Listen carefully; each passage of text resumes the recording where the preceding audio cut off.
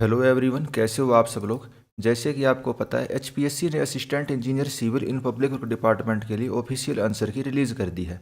आज इस वीडियो में हम देखेंगे कि भाई इस आंसर की के हिसाब से आप किस किस क्वेश्चन के ऊपर ऑब्जेक्शन लगा सकते हो या किस किस क्वेश्चन के ऊपर कैंडिडेट को डाउट आने लग रहा है। वीडियो में हम आगे बढ़े उससे पहले बता दूं, अगर आप हरियाणा के किसी भी इंजीनियरिंग एग्जाम की प्रिपरेशन करते हैं तो आप हमारा YouTube channel Haryana engineering exams या एचडी इंजीनियरिंग मंत्रा को सब्सक्राइब कर सकते हैं।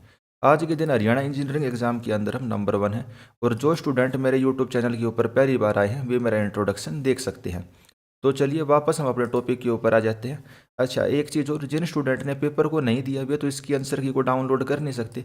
तो वे क्या करेंगे, जो व्हाट्सएप चैनल है मेरा हरियाणा इंजीनियरिंग एग्जाम, उसके ऊपर से इसकी आंसर की को डाउनलोड कर सकते हैं। ये देखिए, उसका गूगल ड्राइव का लिंक मैंने यहाँ पे डाल दिया है। व्हाट्सएप चैनल के ऊपर पीडीएफ शेयर करने का ऑप्शन नहीं था, तो इस वजह से मैंने इसका गूगल ड्राइव लिंक बना के डाल दिया। उसी तरीके से जिस जिस क्वेश्चन के ऊपर ऑब्जेक्शन होगा उसका भी हम इसी तरीके से गूगल ड्राइव का लिंक बना के डाल देंगे। और बाकी आप व्हाट्सएप ग्रुप भी ज्वाइन कर सकते हो, व्हाट्सएप ग्रुप का लिंक भी इसी चैनल के अंदर दिया हुआ है। तो वही फटाफट हम ऑब्जेक्शन वाले क्वेश्चन देख लेते हैं कि किस किस क्वेश्चन के ऊपर आप ऑब्जेक्शन लगा सकते हो। जो इसका कंप्लीट सॉल्यूशन है वो हम बाद में देख लेंगे जैसे ही टाइम मिलेगा। बाकी 2-3 दिन का टाइम होता है ऑब्जेक्शन लगाने का, इस वजह से फटाफट हम केवल ऑब्जेक्शन वाले क्वेश्चन को यहाँ पे डिस्कस करने लग रहे हैं। तो 8th नंबर क्वेश्चन देखिए, the birth place of Surdas was Sihi gram village Faridabad. तो सबको पता है भाई, तो सूरदास जी हैं उनका जन्म सीही गांव फरीदाबाद के अंदर हुआ था। तो पहली स्टेटमेंट इसमें बिल्कुल सही है। दूसरी स्टेटमेंट में इसमें लिख रखा है छनासा विलेज फरीदाबाद उन 5 गांवों में से था जो पांडवों ने मांगे थे। दूसरी स्टेटमेंट इसमें गलत है, लेकिन एचपीएससी ने किया दोनों स्टेटमेंट को सही मानना है। अब इसके अंदर आप सोर्स क्या लगाएंगे। सोर्स में आपको एक चीज़ याद रखनी है, आपका गूगल का कोई भी सोर्स नहीं चलेगा। ठीक है, सोर्स में आपका क्या चलेगा, आपकी एनसीईआरटी चलेगी। हरियाणा सरकार का कोई अगर गजट नोटिफिकेशन होगा वो चल जाएगा, या कोई ऑफिशियल पब्लिकेशन या कोई स्टैंडर्ड बुक है वहाँ का रेफरेंस आपका चल जाएगा। और जो भी स्टैंडर्ड रेफरेंस होता होगा जहाँ से भी होता होगा वो मैं आपके साथ व्हाट्सएप के ऊपर पूरी की पूरी पीडीएफ बना के शेयर कर दूंगा। बाकी अगर किसी स्टूडेंट के पास भी इसका रेफरेंस है भैया एनसीईआरटी से या कहीं और से, वो व्हाट्सएप वाले ग्रुप को ज्वाइन करके वहाँ पे हमारे साथ शेयर करें, ताकि हमारे लिए भी जो इसका ऑब्जेक्शन बनाना है वो आसान हो जाए। एक क्वेश्चन पे ऑब्जेक्शन के 250 रुपये फीस है, तो सभी बच्चे ऑब्जेक्शन नहीं लगाएंगे, केवल कुछ स्टूडेंट ही ऑब्जेक्शन लगाएंगे, तो उसी से ऑब्जेक्शन मान लिया जाएगा। और अगर कोई चेंज होता है ऑब्जेक्शन के अंदर तो वो सभी के लिए अप्लीकेबल होता है, और एक क्वेश्चन के ऊपर एक ऑब्जेक्शन लगाने की जरूरत होती है, बहुत ज़्यादा ऑब्जेक्शन लगाने की जरूरत होती नहीं। तो अब हम नेक्स्ट क्वेश्चन के ऊपर आ जाते हैं। और बाकी देखो इन्होंने क्वेश्चन कितने घुमा फिरा के दे रखे हैं, जैसे निजाम ऑफ बल्लभगढ़ वाज वो name of Ballabhgarh was changed as Nizamgarh और 29 नवंबर 1774। तो मतलब इसके अंदर 29 नवंबर तो सही है, लेकिन जो इसकी डेट है इसमें हल्का सा चेंज करके इन्होंने बच्चों को काफ़ी घुमा दिया। तो बहुत ज़्यादा डीप में जाके क्वेश्चन पूछे गए थे, बहुत ज़्यादा कन्फ्यूजिंग क्वेश्चन थे। तो अगले क्वेश्चन को देख लेते हैं जिसके ऊपर बच्चों का डाउट आने लग रहा है। अगला क्वेश्चन हमारा क्वेश्चन नंबर 27।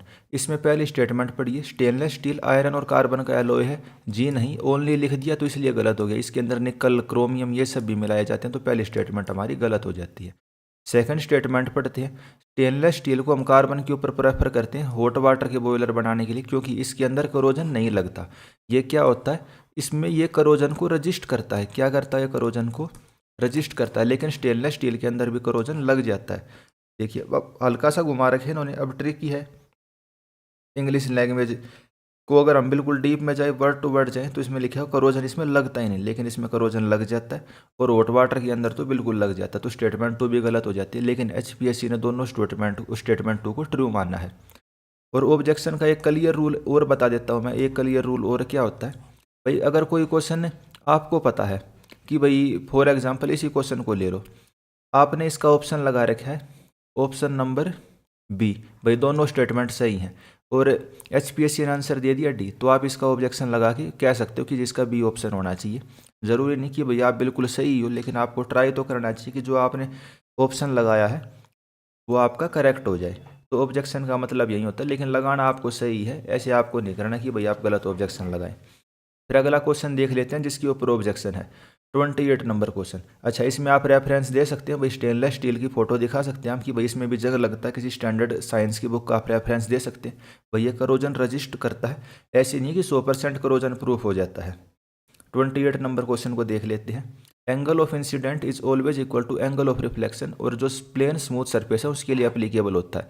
तो प्लेन स्मूथ सरफेस के लिए एंगल ऑफ इंसिडेंट और एंगल ऑफ जो रिफ्लेक्शन होता है वो क्या होता है आपका इक्वल होता है। भाई ये आपकी नॉर्मल लाइन बन जाती है, ये एंगल ऑफ इंसिडेंट, ये एंगल ऑफ रिफ्लेक्शन। तो पहली स्टेटमेंट बिल्कुल सही है। दूसरी statement, incident ray, reflected ray और जो नॉर्मल है रिफ्लेक्टेड सरफेस के एट पॉइंट ऑफ इंसिडेंट, ये सारे के सारे सेम प्लेन में आते हैं। भाई किसी भी साइंस की बुक का आप रेफरेंस दे सकते हैं, 8th 9th में ये मिरर वाले क्वेश्चन आने शुरू हो जाते हैं। तो तीनों सेम प्लेन में लाई करते हैं। एनसीईआरटी का रेफरेंस देके इसको आप सही करवा सकते हो। तो 2 स्टेटमेंट इसमें सही हो जाती हैं, लेकिन एचपीएससी ने केवल एक स्टेटमेंट को सही माना है। और जो एंगल ऑफ इंसिडेंट और रिफ्लेक्शन है, ये हम कहाँ से मापते हैं? नॉर्मल से मापते हैं। और थर्ड स्टेटमेंट में क्या आने लग रहा है, कहाँ से मापते हैं? सरफेस ऑफ मिरर से मापते हैं। तो थर्ड स्टेटमेंट हमारी गलत है, वो हम नॉर्मल से मापते हैं। तो अगला क्वेश्चन देख लेते हैं जिसके ऊपर हम ऑब्जेक्शन लगा सकते हैं। Question number 31, which of the following is are true? इनमें से कौन सी स्टेटमेंट सही है? Movement of sunflower with reference to sun is due to phototropism. तो बिल्कुल सही बात है। मूवमेंट ऑफ जो सनफ्लावर होता है सन की डायरेक्शन के साथ मूव करता है उसका फेस। पहली स्टेटमेंट सही है।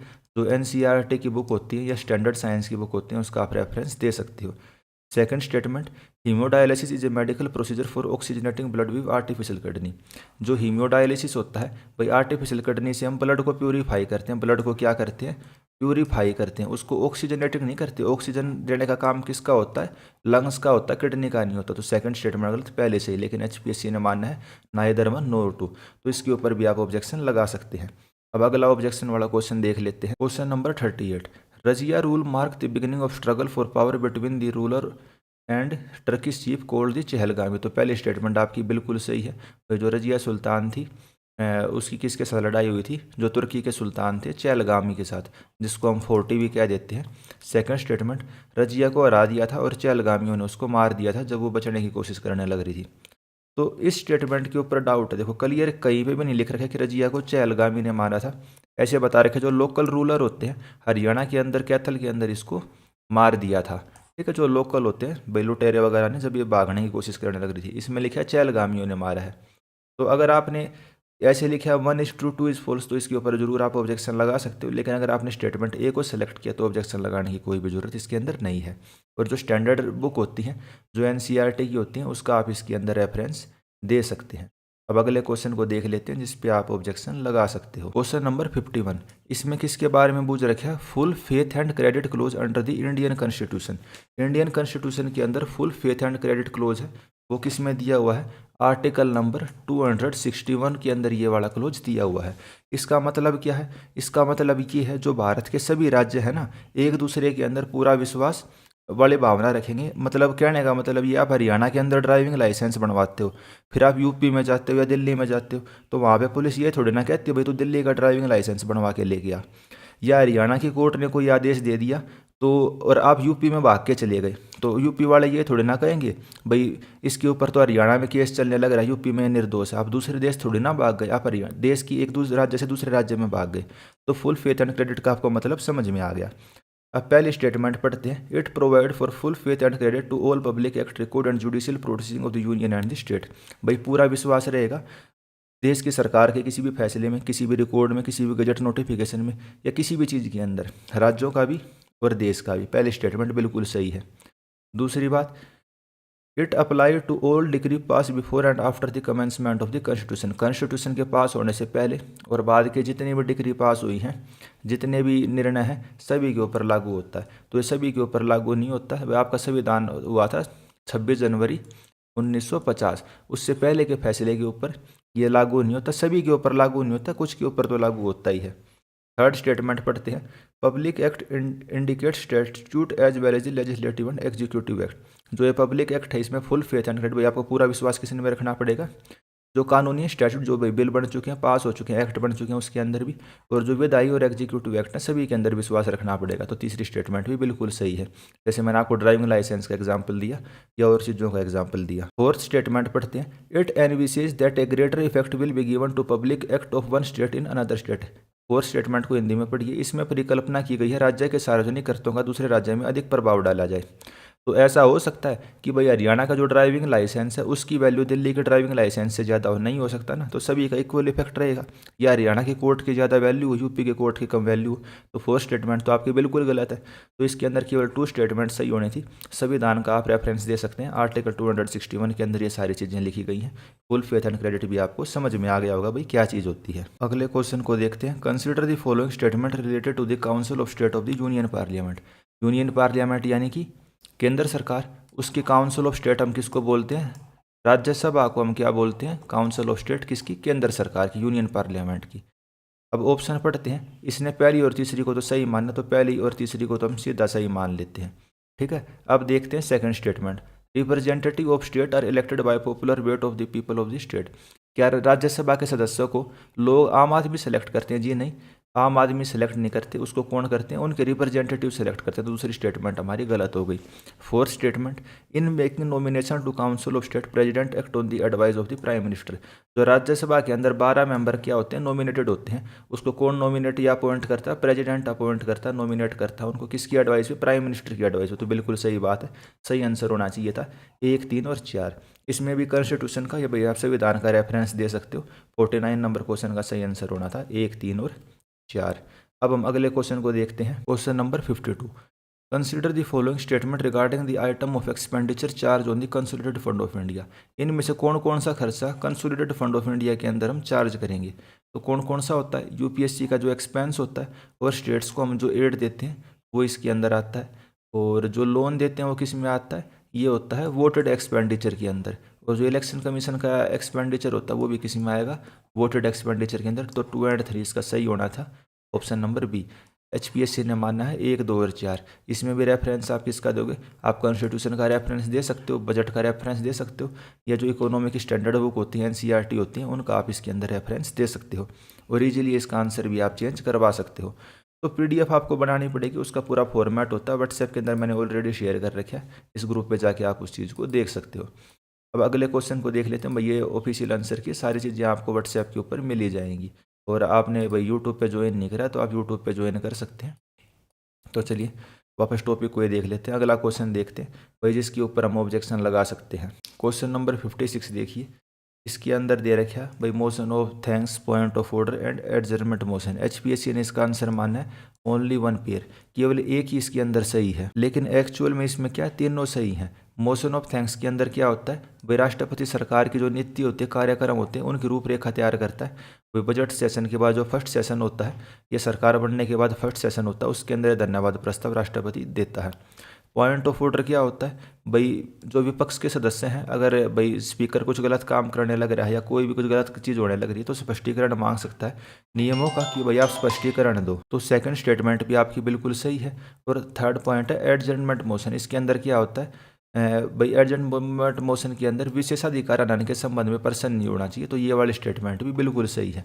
तो इसकी तीनों स्टेटमेंट सही हैं। इसके रिगार्डिंग भी आप कॉन्स्टिट्यूशन से या भाई जो लोकसभा होती है या हमारी पार्लियामेंट का फंक्शनिंग होती है उसकी रूल बुक से इसका रेफरेंस दे सकते हैं। अगले क्वेश्चन को हम देख लेते हैं। 64 नंबर मैथ का है और इसका एचपीएससी ने आंसर माना है ओनली 2 पेयर। तो इसको मैं सभी को सोल्व करके देखना पड़ेगा। पहला देख लेते हैं। ए अपॉन बी की power x-1 upon B upon A की पावर x-3। तो यहाँ दोनों को उल्टा लिखा, अगर इसको सीधा लिखना हो तो इसको हम ए अपॉन बी की पावर -x-3 लिख सकते हैं। भाई -1 से हमने मल्टीप्लाई कर दिया और यहाँ क्या आ गया? ए अपॉन बी की power x-1। x-1 is equal to -x+3। अब ये दोनों x इधर गए, 2x is equal to 3 + 4 x is equal to 2। इसमें क्या दिया हुआ? x is equal to 2। तो फर्स्ट आपका बिल्कुल सही है। फिर थर्ड को देखते हैं। 1/2 की पावर 1/2। भाई 1/2 का क्या मतलब होता है? √2, यानी कि 1/2 का आप रूट करोगे तो क्या लिख सकते हैं? 1/√2 लिख सकते हो। तो बिल्कुल सही इसमें ये लिखा हुआ है। सेकंड पॉइंट पढ़ते हैं। √3 + √5 इज इक्वल टू इतना। ठीक है, तो इसमें आप क्या करके देख सकते हो? या तो इसको, इस वाले को हम स्क्वायर करके देख लेते हैं, तो ये दोनों इक्वल आने चाहिए। तो इसको हम सोल्व करके देखते हैं। √3 + 5, इसको जब आप स्क्वायर करोगे तो क्या आ जाएगा?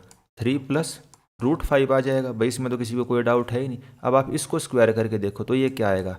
a का स्क्वायर प्लस b का स्क्वायर प्लस 2 टाइम √(ab) यहीं आएगा। तो ये कितना हो जाएगा? 5 और 1 6, 6 / 2 + 2 √5/4।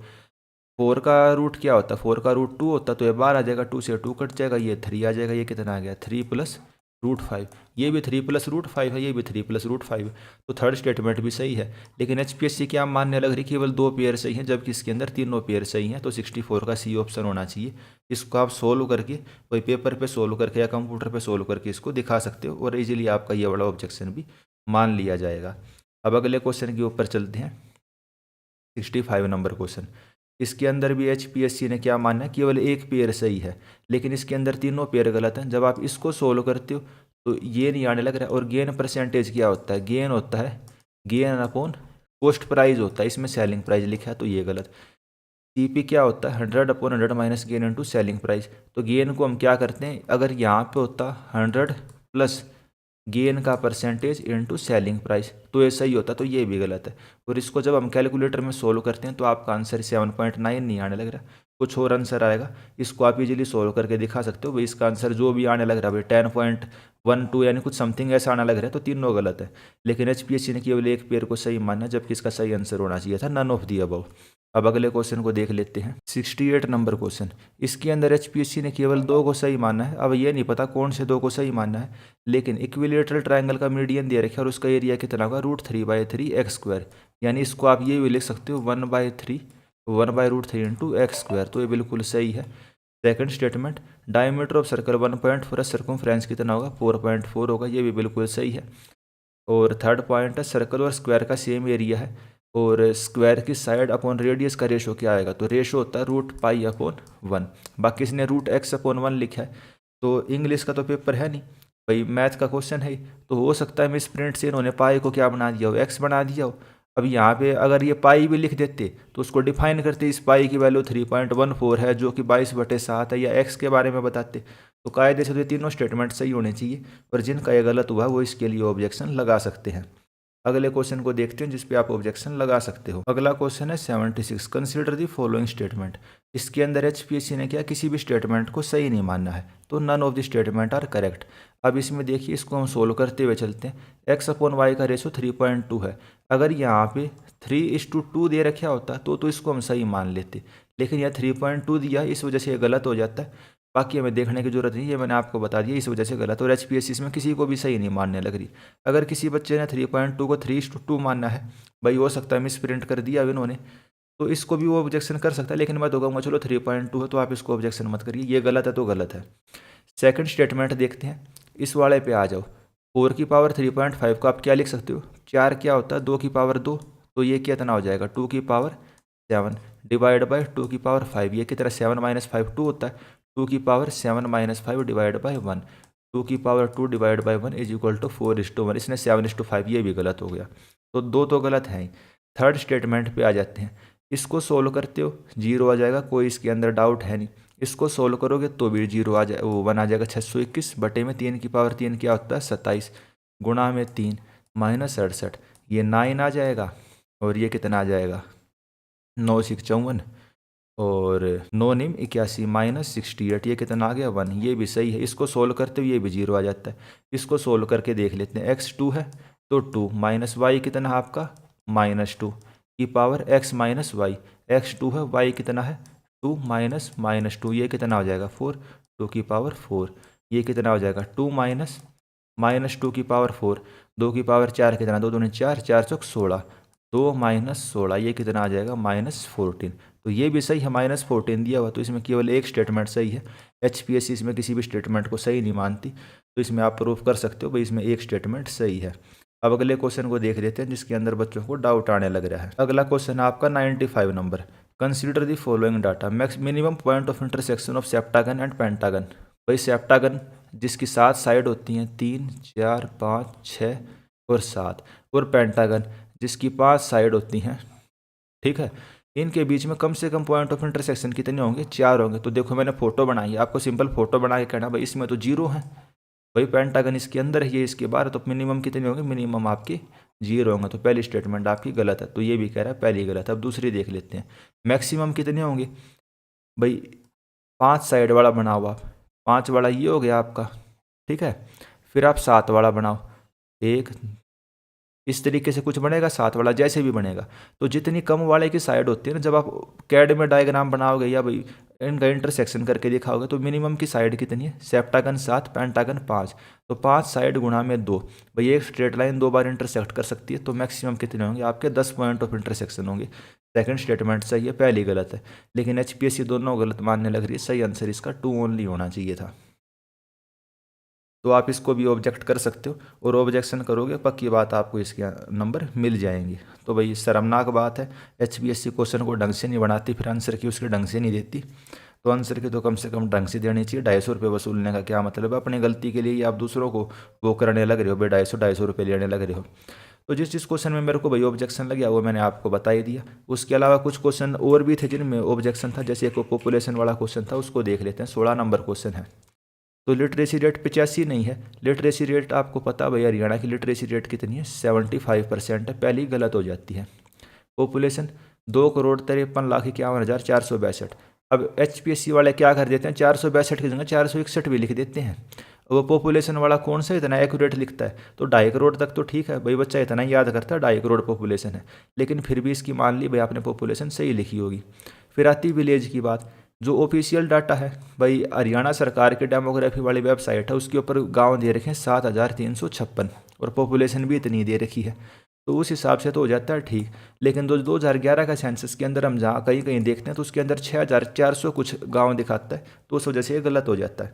भाई जिसका ठीक है वो रहने देना ऑब्जेक्शन लगाना, और जिसका गलत होता है वो इसके अंदर ऑब्जेक्शन लगा सकता है सेंसस 2011 का रेफरेंस देके। जब आप गवर्नमेंट ऑफ हरियाणा के डेमोग्राफी के ऊपर जाते हो, एज फिगर ऑफ 2011 सेंसस, इसमें देखिए पॉपुलेशन तो इतनी दे रखी है, आखिरी में 462, भाई एरिया इतना है, लिटरेसी रेट 75.55 है, लेकिन गांव देखिए 7,356 दिए हुए हैं, लेकिन इसमें डिस्ट्रिक्ट भी 22 दी हुई है। 22 डिस्ट्रिक्ट तो नहीं थी 2011 में, तो 21 डिस्ट्रिक्ट थी, तो इस वजह से चीज़ें इसमें गलत हो जाती हैं। लेकिन पॉपुलेशन देखें तो पॉपुलेशन इसने इसके हिसाब से ठीक मान रखी है, तो इसमें भी मतलब काफ़ी कन्फ्यूजन है। जिसको भाई गलत हो रखा है वो इसके अंदर भी ऑब्जेक्शन लगा सकता है। कुल मिला के हमने 15 क्वेश्चन इस वीडियो के अंदर डिस्कस करे, जिसकी आप ऊपर आप ऑब्जेक्शन लगा सकते हो। रेफरेंस आपको कहाँ से देना है, एनसीईआरटी से, स्टैंडर्ड बुक से देना है, और व्हाट्सएप ग्रुप के ऊपर अगर आपको कोई रेफरेंस मिलता है वो आप शेयर कर देना। किसी पे आपने ऑब्जेक्शन लगाया है वो शेयर कर देना, ताकि हमारे लिए भी आसानी हो जाए, सभी बच्चों को 250 रुपये ना देने पड़े, सभी एक एक क्वेश्चन के ऊपर ऑब्जेक्शन लगाए, वहीं सबसे बेस्ट है। तो इस वीडियो में सारी जो ऑब्जेक्शन के रिगार्डिंग चीज़ें आपको क्लियर हो गई होंगी। तो इस वीडियो में इतना ही रखते हैं। आपके आने वाले एग्जाम्स के लिए मेरी तरफ से बेस्ट ऑफ लक। इस वीडियो में इतना ही, धन्यवाद। आपने हमें यूट्यूब पे ज्वाइन नहीं करा तो आप हमें यूट्यूब पे ज्वाइन कर सकते हैं, अपने हरियाणा के इंजीनियरिंग एग्जाम की तैयारी को बहुत अच्छा कर सकते हैं, और व्हाट्सएप पे ज्वाइन कर सकते हैं। और टेलीग्राम तो चलो आपको पता ही है, बैन हो गया है इंडिया के अंदर, 22 तारीख तक बैन है, लेकिन उसके बाद आप AEJE civil club Haryana, Haryana engineering exam, या हमारे जो और टेलीग्राम ग्रुप हैं उनके ऊपर हमें ज्वाइन कर सकते हैं। तो आपके आने वाले एग्जाम्स और भविष्य के लिए मेरी तरफ से बेस्ट ऑफ लक। इस वीडियो में इतना ही, धन्यवाद।